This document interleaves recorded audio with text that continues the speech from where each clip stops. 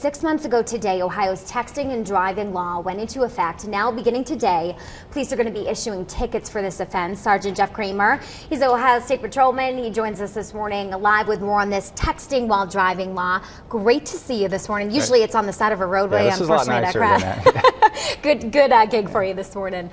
Okay, so you guys are out on the roadways. First of all, you have the first-hand perspective. You must see it all out there. Yeah, there's no question.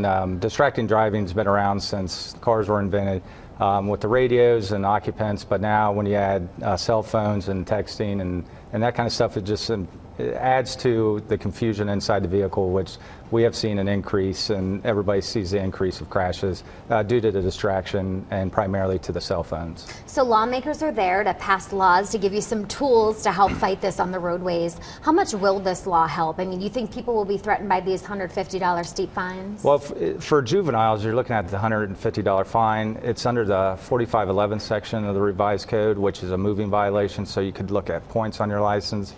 Juveniles are looking at the license suspensions, and so there is quite a deterrence for it. It's going to be tricky for law enforcement to witness it, see it. It's something that you kind of can't really, you have to pay particular attention to, but we'll look at driving patterns, how their marked lanes issues, speed, and stuff like that, which can lead into seeing them actually texting while driving. And I think that's the big thing, like with adults, I mean, you have to be doing something else wrong, like speeding or swerving, Correct. which you often are doing if you're texting, Right. or going too slow even, which is dangerous. Right, over 18 texting. and over is a secondary violation, so we do have to have the marked lanes, a speed violation or something along those lines.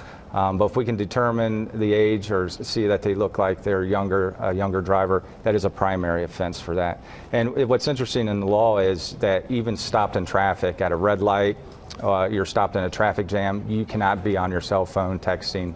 It has to be completely off the roadway in a stationary position. So you can't even be in the lane of travel, even if you're stopped for whatever reason, unless there's emergency. And there are some reasons you can be on it, but they're very few. The other thing I want to talk to you about this morning, I'm so sorry about your fellow trooper who was hurt in that crash and obviously in critical condition out of the Lebanon post. You guys are all brothers in arms, Sure. so obviously you were hit last week, and I'm glad to see you're doing okay. I know you're still sore. Right. And it was again by someone who was just too close, and they have that law. When you see lights, move over. What can you tell the drivers this morning? Well, anytime you can see emergency lights, and it goes for record drivers, emergency, EMS, fire, or troopers or police, just slow down. Everything contributes basically to driving too fast for the road conditions.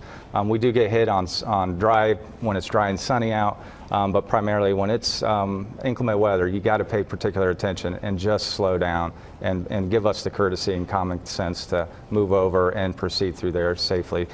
Yeah, my crash is, doesn't seem, compared to what the troopers down in Lebanon had to face the other day, and he's lucky to be survived at this point, and we just pray that he overcomes his injuries and gets back on the job. And absolutely, us too here. All right, thank you so You're much welcome. for joining us, Jeff. Great to see Thanks. you this morning.